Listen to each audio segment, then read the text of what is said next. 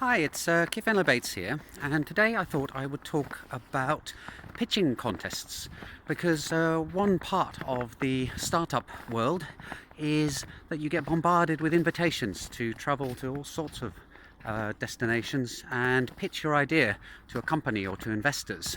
And Chainfrog actually went to one of these a couple of years ago. I got to stand up in front of the CEO and VPs of a large Finnish company and present them with some of my ideas. And I did have a great time there. The contest was organized by one of these facilitating companies that the Startup Hub in Helsinki had. And my CTO dismissively refers to those kind of companies as shovel sellers, but there you go.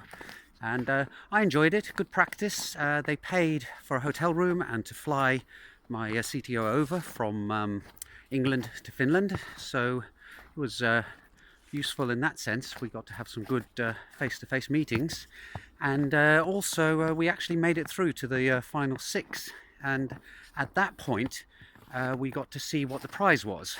It hadn't been shown before.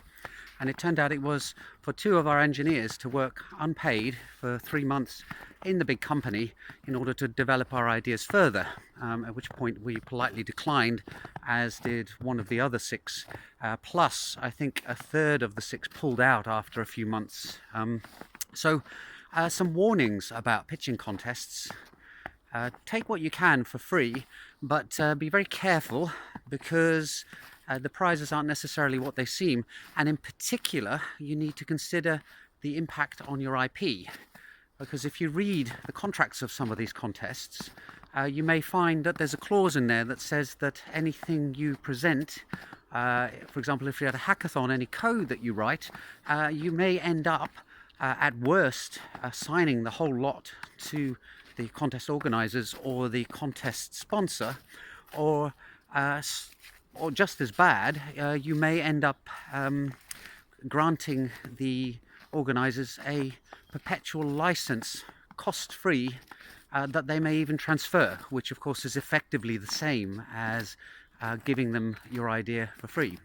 So the small print in these contests may not be particularly beneficial, and this applies to pitching contests, it applies to hackathons, all these kind of things which, although fun, can come with a bit of sting in the tail.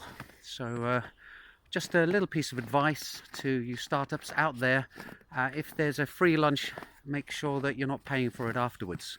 Hope this was useful advice to you out there. Do go ahead and enjoy all the interesting and different experiences that the startup community offers you, but be careful that not everything that is free is actually free. I hope that was educational, and see you all in the next video. Bye for now.